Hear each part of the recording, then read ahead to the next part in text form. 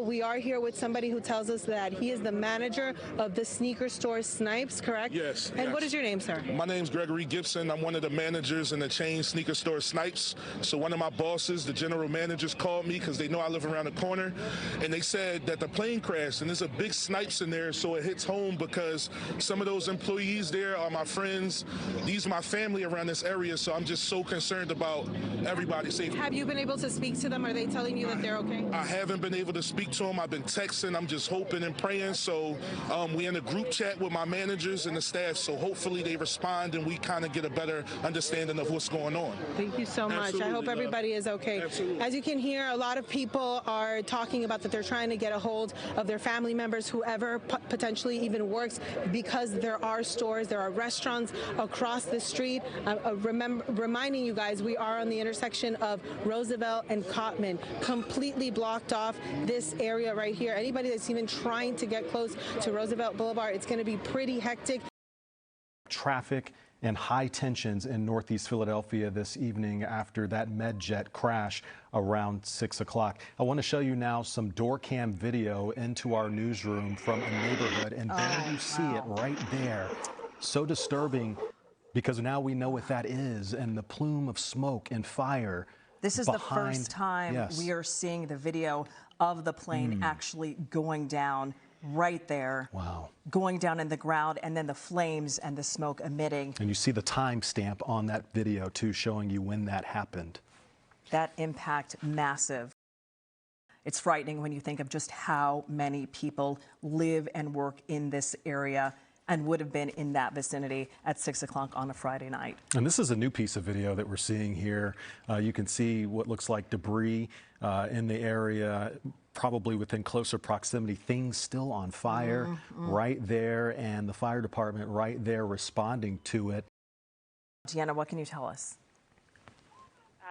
Right now, of course, police and fire sources are scrambling to try and get people out of the area to try and control traffic in the area. Obviously, if you're trying to get near that section of the city or Lower Bucks County, find a different way around it because traffic control has been very difficult. I can tell you from police sources that there were a number of people in the Roosevelt Mall area that they were trying to evacuate.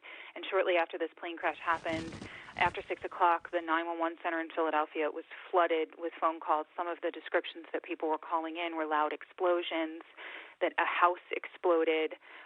In one case, it was unclear if anyone was inside the home, but another call that came in saying several people were hurt. What I'm hearing from a variety of different sources is this was a medical plane that had staff on board, including the pilots and some medical staff on board as well, that they are trying to confirm exactly how many people were on board the plane at the time that this happened. Sources tell me the plane was cleared for takeoff, and then the crash happened shortly after that. It was very difficult getting here, trying to get around in both the traffic and also pedestrians. A lot of people walking around the area. At one point, we turned onto a street and there was just a stream of people coming toward us, along with officers who were trying to block off that street. Behind them, we could see smoke coming from a building, and we were told there was an active fire going on. So we're still trying to figure out exactly where the different sites are, where this plane was, where perhaps parts of this plane are, and anything else that's impacted by it. But we did turn onto a small street where we could see smoke coming from what appeared to be a residential building. I know that you've been talking about the Roosevelt Mall and some of the commercial buildings, but we were in a residential section where we were seeing that smoke coming from. Let's go now to Aaron Baskerville, who is here on the scene in Northeast Philadelphia with more. Aaron, what are you seeing?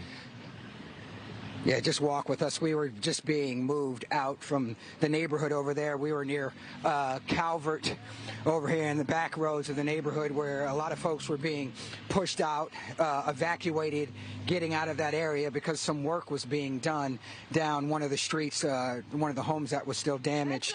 But we were able to talk to some folks as you make our way down here. We're trying to get to the staging area right now. I did have a chance just to talk to a woman a little while ago who saw a lot of this firsthand, said she saw at least a half a dozen cars or more that were on fire and burning, and obviously she's never seen anything like that before. But right now, if you just bear with us, look over there to the left right there, Mark, you can see the smoke billowing. That's where we were just about 2 minutes ago before we got pushed back. But from this vantage point, you can see the smoke billowing from the buildings over there. Obviously, they are feverishly working on that area as we speak. We're making our way up towards Cottman and the Boulevard, I believe, to see if we can get to this vantage point where the media is staging. Mark's going to walk with us, but obviously there are a lot of people still trying to get to their homes back over there, which they can't. We know a lot of the roads back in the neighborhoods, they're jammed with cars. I mean, cars can't even move, so they're just basically a parking lot in the neighborhoods, and cops are pushing everybody out, including media, out of that area because they want nobody back there as they continue to do this all-important work on the buildings over there. We do know in terms of weather today, it has been raining all day, and the plane took off from Northeast Airport and crashed 3 to 4 miles away at Cottman. The visibility today, difficult, only 6 miles per hour. The wind, 5 to 12 miles per hour, and a very low ceiling and a lot of cloud cover. Let's go to Brittany Ship right now with our conditions. That's right. That's one thing we want to try to put in perspective so you can visually see what is happening. So we know we have the small plane crash that took off from the Northeast Philadelphia Airport, which is almost 4 miles from the site. We did check the observations at that time at 5:54 p.m. Visibility was down to 6 miles. Those wind speeds out of the southwest at 10 miles per hour. So let's widen out the picture a little bit so you can understand exactly where the Northeast Philadelphia Airport is. Again, this was 4 miles away where the crash happened here. And we know that the plane was probably traveling to the southwest, and we were dealing with a southwest wind speed, but these were not incredibly strong wind speeds for today. We saw wind gusts potentially up to about 15 miles per hour. We did have a lot of low-hanging clouds, low ceilings here, and rain most of the day. Our wind speeds were ranging throughout the day between 5 to about 12 miles per hour. So not a great weather day, but not incredibly dangerous. And as we switch off the radar shot, we want to show you the satellite. This shows all of the clouds in the area. We've been dealing with cloudy conditions throughout most of the day. And in fact, we want to switch you over to some of our cameras here across the Philadelphia region. This is what we're seeing here. So when we see some of those taller skyscrapers, when we say those low-hanging clouds, you can't make out anything across Center City here. And this is a live look right now at the airport as well. So again, visibility has been down throughout most of the day, down to 6 miles, and that's still what we're seeing closer to the Northeast Philadelphia area. Visibility is expected to stay low as we go into the next couple of hours until we start to see the storm system lifting away from the region. Just come here real quickly. Just tell me what we're live. So just tell me what you saw. I know you're really Bath and Body Works, getting some stuff for me and my sister. Sorry, and out of nowhere, just everything just shook. I thought like the buildings fell or something. I look outside and then all you see is a huge explosion. Like I look outside and bam, you see all this fire. And then I started shaking and then I see a person running on fire, and it was just.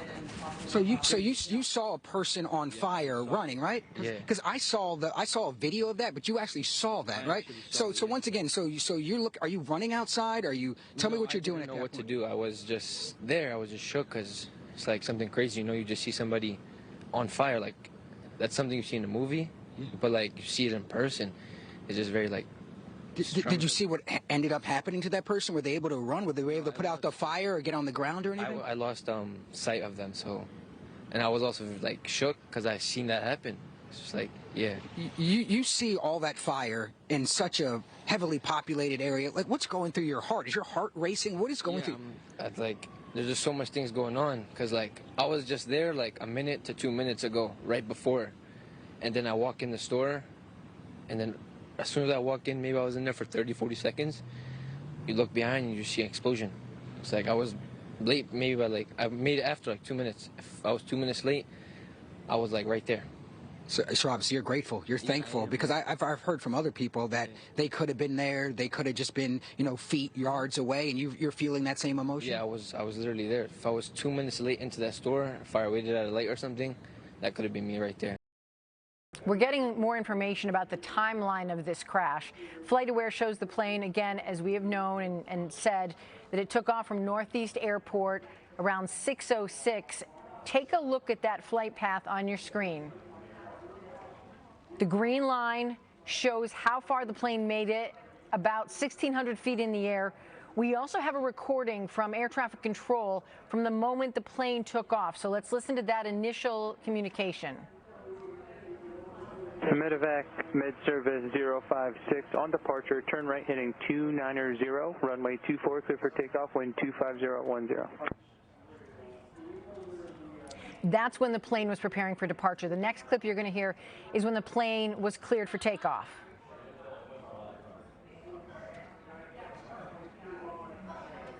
Medevac Med Service 056 affirmative. On departure, turn right heading 290, runway 24, clear for takeoff. Okay, and then shortly after that, the air traffic controller tries to make contact with the plane on departure, and you will hear the pilot respond. Medevac Med Service 056, contact Philly departure 123.8. 123.8, Mike Tango Sierra 056 Medevac. Thank you, good day. And after takeoff, air traffic control tries to make contact with that pilot again. You will hear they get no response from the Medevac Med Service. Listen to this. Medevac Med Service Northeast Tower. Medevac Med Service 056 Northeast Tower. You on frequency? Medevac Mike Tango Sierra 056 Northeast Tower. How do you hear this transmission? There are a few more attempts from air traffic control to make contact with the plane. Next, you hear air traffic control refer to the plane as a lost aircraft. Approach to runway 24. What's going on down there? Digit 765. We have a lost aircraft. We're not exactly sure what happened, so we're trying to figure it out. For now, the field is going to be closed, so no inbounds or outbounds probably. Claudia Vargas is joining us now. I know you've been doing a lot of research over the past couple of hours. Are you giving us information on the plane? I just spoke with the spokesperson for the company, Jet Rescue Air Ambulance, and they confirmed that they do not believe there are any survivors on this plane. They have confirmed that there were 6. 4 of those were crew. 1 was a minor who was a patient, and then that patient's guardian. They were actually all Mexican nationals and were headed back to Tijuana today, and it's unclear if the pilots there had taken off previously from the airport in the Northeast, but they're very experienced pilots is what I'm told. They fly about 600 flights each year, and so they're saying that this is very rare and that it comes as a big shock to them that this would have happened. And as far as we know, the plane was not in the air very long at all. No, prior to crashing. it had just taken off and it had just refueled, hence why we saw the big flames. Oh, yeah. But we do have a soundbite from the spokesperson we spoke with. What were they doing in the U.S.? What were they doing in Philadelphia? Medical care. The patient came to the United States for medical care. And the trip was a trip to repatriate her back, and much to our regret, it appears that there are no survivors from that crash. Okay, I'm so sorry. So was the patient receiving care here at a hospital in Philadelphia? The patient was received. I'm not at liberty to say where and what, especially because it's a minor child. All I can say is she came to the United States for life-saving treatment. The treatment ran its course. She was ready to go home, and we were contracted to bring her back home to Mexico. The flight's ultimate destination was Tijuana International Airport, from which they were scheduled to go home by ground ambulance.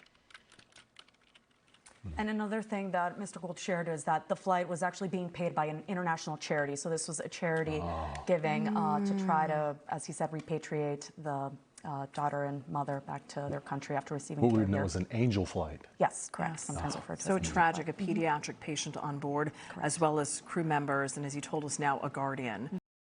We know that so many people will have to stay elsewhere because of this, because there were many people who lived right in the vicinity of this crash. We know that Samuel Fells High School is a shelter for those who need a place to stay. We heard that from Mayor Chevelle Parker in the news conference. Right now, we want to go to NBC 10's Francis Wang, who is live at a shelter and joins us now with more. Francis. Jackie, Fred, we are at Samuel Fells High School. It is on 5500 Langdon Street. It's about 3 miles away from the crash site, about a 15-minute drive depending on traffic and, of course, some of those road closures that are affecting so many people tonight. But as the two of you have been discussing there, so many people impacted, whether it's they can't get to their homes or they can't get to the car. We knew it was only a matter of time before the city announced some sort of shelter for those who have been displaced. And I can tell you the American Red Cross, they acted very quickly. They are working in partnership with the city's.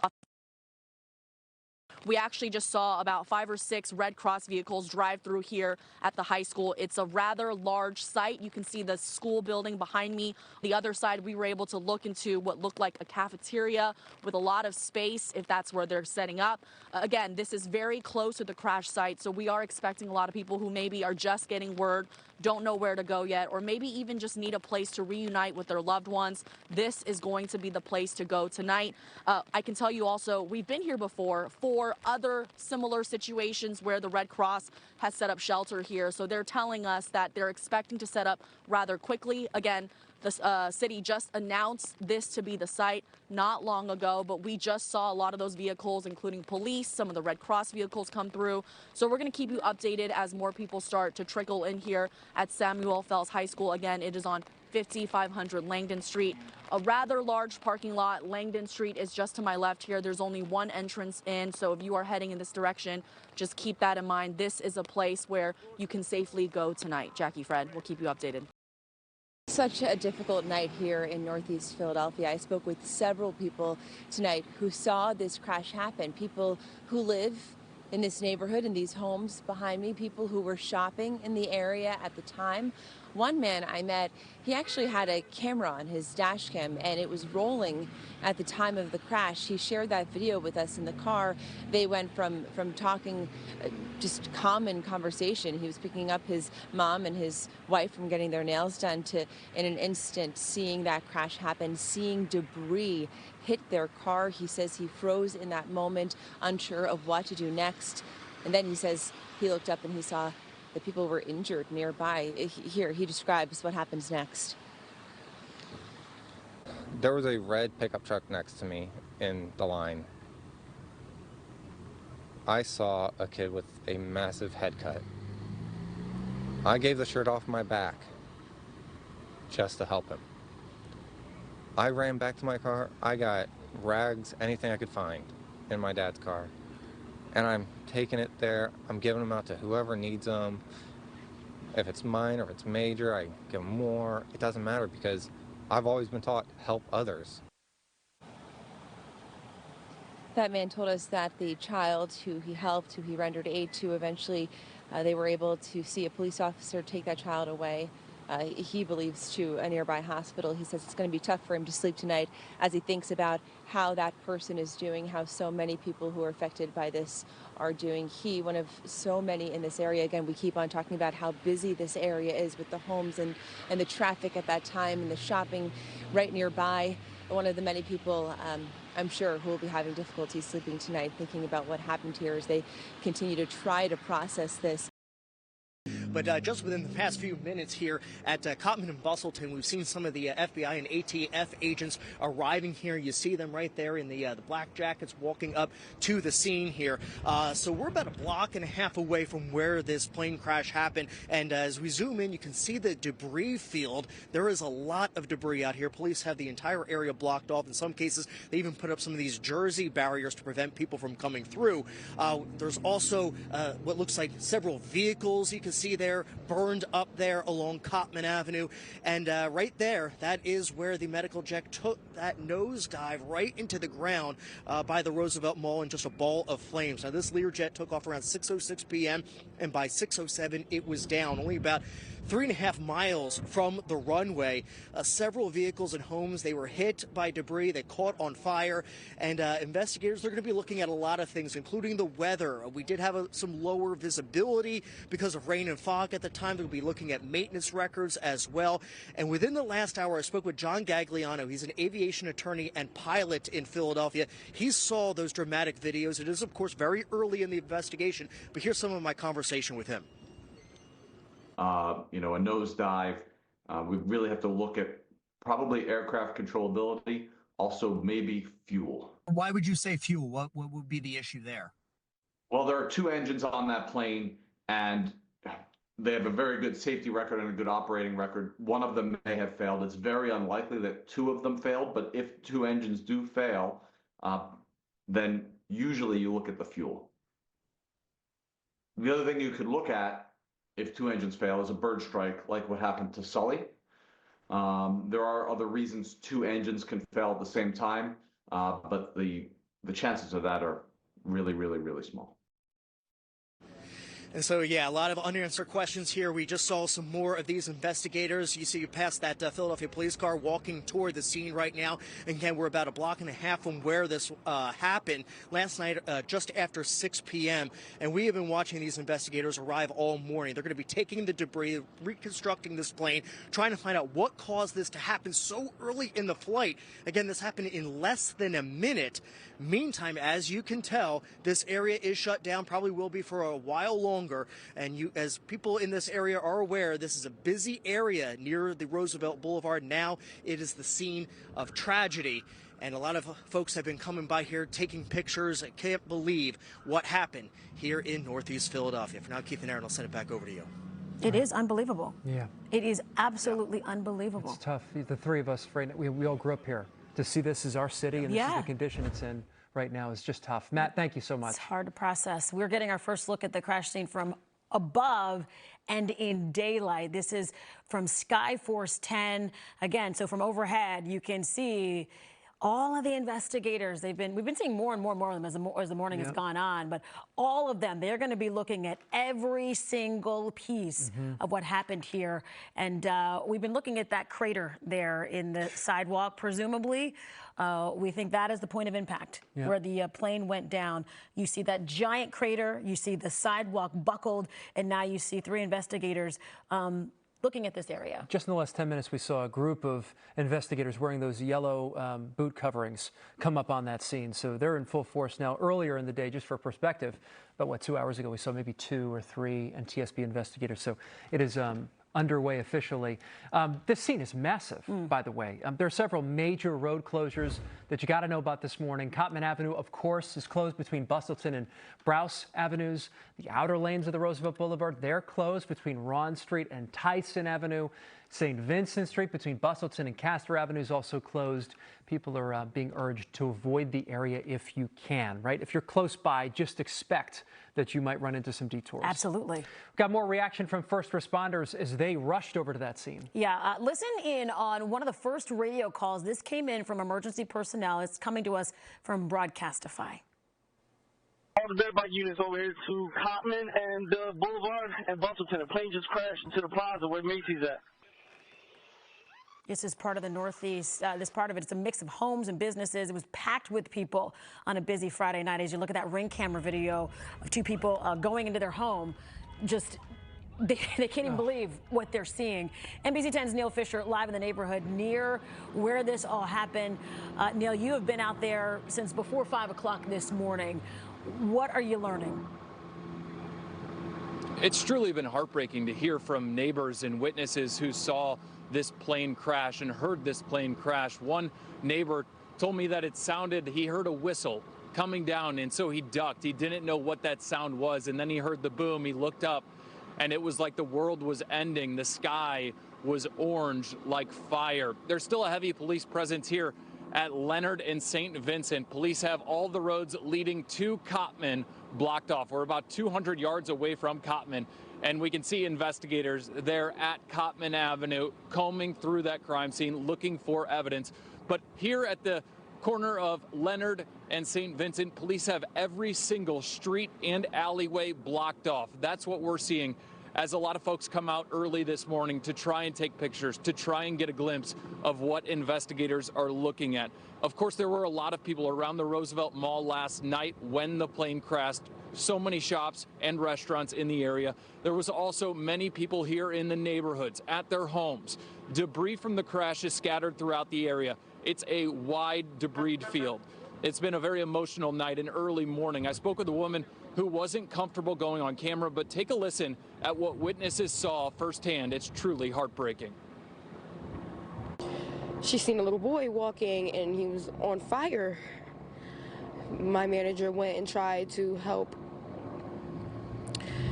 They went and tried to help the little boy, and it's traumatizing. And then there was another man walking just on fire. His flesh was burning through his shirt, because out of nowhere it was just this big boom and you could just see flames. It was just so much going on. There was some people running and screaming, and everybody get down, get back, and don't move. And I was just trying to get home. Since I live around the corner from here, I was about to run straight home, but couldn't do anything. Traumatizing for so many witnesses and so many neighbors who saw that plane crash or saw the aftermath of the plane crash. Of course, Philadelphia police are keeping people back. We're about 200 yards south of Cottman, and police are keeping vehicles back from that plane crash scene. We have seen some neighbors go into and out of this barricaded area. As you can see, Philadelphia police letting some people in, but they are escorting people to their homes and then walking back out with them after they've gotten some of their belongings. It's truly been heartbreaking to hear the accounts of people firsthand that were there last night. It's something to think of everybody as a human being, and to support everyone right now in this time of need here in Northeast Philadelphia. Keith and Aaron. Just heard from Siobhan there. So many people still in disbelief this noontime. Yeah, you know, it's crazy. Every corner you walk around, you meet people who are eager to tell you what they saw. And then there are also a lot of people we've met who are relieved that they didn't see it. And they're also relieved that their house is intact when so many other people lost their homes. Take a look behind me. You can see, I mean, just how locked down the neighborhood is. If you need to get anywhere, you have to ask a police officer to walk you to your house. Lots and lots of people have video of the crash that really captures the scale and intensity of what happened. A number of people tell us it sounded like a missile when it landed, and you can hear it for yourself in this next clip of video we want to show you. Take a listen and a look at this.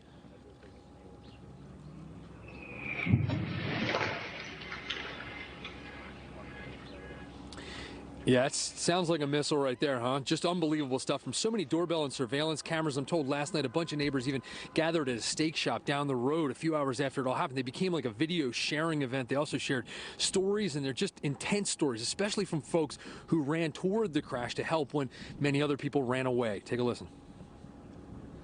I'm glad I did it, but I really put myself probably in a lot of danger. But you know, I feel like, you know, my guardian angels were definitely with me. I saw everything is explosion and like pieces of metal running towards you. I stepped in again at the pharmacy, and the beast hit my door. Yeah, crash scene still completely blocked off to the public. It's packed with local, state, federal agents gathering evidence. It's a gruesome job. Victims' bodies were on signs and up on a rooftop. And as you come back live, I can tell you, somebody compared it to a war zone, like what it must feel like to be in eastern Ukraine right now. It's really left a lot of people here traumatized. I think Siobhan just mentioned it, and Keith and Aaron, I heard you guys mentioning it too. There's going to be people that need counseling. Like this is heavy stuff. Like we saw some people that really looked just like this vacuous look on this face. They were just kind of walking away, and they're just like zoned out. And you talk to them a little bit, and you just realize like they saw some stuff that really no humans should have to see. You know, police officers and first responders, they see this stuff, NTSB folks, but most people don't see this stuff, and you never expect to see this stuff. And like you said, it was a normal Friday night, coming home, rainy night, coming home after dinner, and all of a sudden there's a huge fireball on your street, and there's people literally walking toward you, and they're on fire. That is just gruesome, heavy stuff, guys. And I feel for the people that saw what they saw, especially little kids that saw it. I really do hope people take up the offers for counseling services, because I know I'm feeling it. And my photographer's feeling, just talking to these people saw it, and man, you got to pray for these people. It's a tough time in this neighborhood.